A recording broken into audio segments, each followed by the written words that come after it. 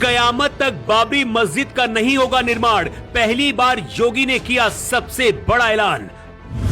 बंगाल तक पहुंची योगी की गूंज, कांप उठी हुमायूं कबीर गैंग, बाबरी बनाने वालों को अल्टीमेटम। भावुक होकर योगी ने क्यों कहा मरने वाले सभी हिंदू दलित बट गए तो कटने के रास्ते खुल जाएंगे। योगी जो फैसला लेते हैं उसके पीछे बड़ी वजह होती है। बाबरी का समर्थन करने वाले जब राम भक्तों पर लाठियां चला रहे थे, उसे योगी आदित्यनाथ ने बहुत करीब से देखा और महसूस किया है। मोदी के पीएम बनने के पीछे भी राम मंदिर का बहुत बड़ा हाथ है, लेकिन अब बाबरी मस्जिद को लेकर योगी आदित्यनाथ ने ऐसा ऐलान कर दिया है जिसके बारे में राजनीतिक विरोधियों ने भी नहीं सोचा रहा होगा। उधर बंगाल में जब नई बाबरी मस्जिद बनाने की तैयारी चल रही है, इधर योगी आदित्यनाथ ने ऐलान करते हुए कहा है कि कयामत आने तक भी नई बाबरी नहीं बनेगी। इसके बाद योगी ने कहा है कि बंगाल में सबसे ज्यादा मरने वाले हिंदू दलित हैं और अगर हम बटे तो हमारे कटने का रास्ता खुल जाएगा। पूरे देश में यूजीसी विवाद और जातिगत राजनीति के बीच योगी ने ये बात क्यों कही है, उसे समझने से पहले कुछ और बातें आपको समझनी होंगी। योगी ने कहा है कि याद रखना, सनातन कमजोर होगा तो देश कमजोर होगा, देश कमजोर होगा तो सनातन के सामने अस्तित्व का संकट खड़ा हो जाएगा। जाति, क्षेत्र और भाषा उसके सामने कोई मायने नहीं रखेगी और इसलिए इस बात को ध्यान में रखना। योगी ने कहा कि इस बात को ध्यान में रखना है कि जो बांटने वाले लोग हैं, न जाति के नाम पर, न क्षेत्र के नाम पर, भाषा के नाम पर, इन लोगों से सावधान रहना।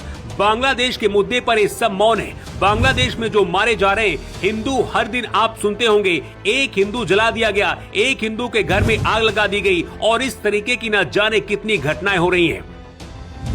योगी ने कहा है बांग्लादेश में मरने वाला हिंदू ज्यादातर दलित हिंदू हैं, कोई नहीं बोल रहा है। केवल कुछ हिंदू संगठनों को छोड़ दिया जाए और धर्माचार्यों को छोड़ दिया जाए, लगता है कि सबका मुंह बंद हो गया है क्योंकि मरने वाले हिंदू हैं तो कोई नहीं बोलेगा। उनके लिए कोई मानव अधिकार नहीं, उनके लिए कोई दुनिया का संगठन वकालत करने वाला नहीं है। और मैं यही आपसे कहूँगा कि इन नेताओं के बहकावे में न आए, ये जाति के नाम पर बांटना चाहते हैं। देश भर के हिंदुओं को संदेश देते हुए योगी आदित्यनाथ ने कहा है कि हमने कहा था कि रामलला हम आएंगे, मंदिर वहीं बनाएंगे, मंदिर वहीं पर बना दिया। आज फिर हम कह रहे हैं कि कयामत के दिन तक भी बाबरी मस्जिद के ढांचे का पुनर्निर्माण नहीं होगा। जो कयामत के दिन के आने का सपना देख रहे हैं वो दिन आना ही नहीं है। आपको बता दें कि बंगाल में नई बाबरी मस्जिद बनाने वाले हुमायूं कबीर और असदुद्दीन ओवैसी जैसे नेता बयान दे चुके हैं कि जहां राम मंदिर बना है वहां कयामत तक बाबरी मस्जिद ही रहेगी। ये बयान आने वाले समय में फिर से देश को बांटने वाला है। ऐसे लोगों की सोच कितनी खतरनाक है कि भारत में अत्याचार करने वाले बाबर के नाम पर ममता बनर्जी के गढ़ में बंगाल में नई बाबरी बनाई जा रही है, जिसे बांग्लादेश और पाकिस्तान के कट्टरपंथियों का समर्थन मिल रहा है। बहुत जल्दी योगी आदित्यनाथ भी बंगाल जाएंगे, जहां सीधा ममता बनर्जी से मुकाबला होगा। बिहार में भी बीजेपी की इतनी बड़ी जीत के पीछे योगी आदित्यनाथ कसर रहा है। अगर यही असर बंगाल में भी काम कर गया तो बंगाल में बीजेपी सरकार बनेगी और उसके बाद मुर्शिदाबाद में बाबरी बनाना सिर्फ सपना ही रह जाएगा। असम के मुख्यमंत्री हेमंत बिस्वा शर्मा पहले मियां मुसलमानों को असम से बाहर करने का ऐलान कर चुके हैं और लगातार घुसपैठियों पर कार्रवाई हो रही है।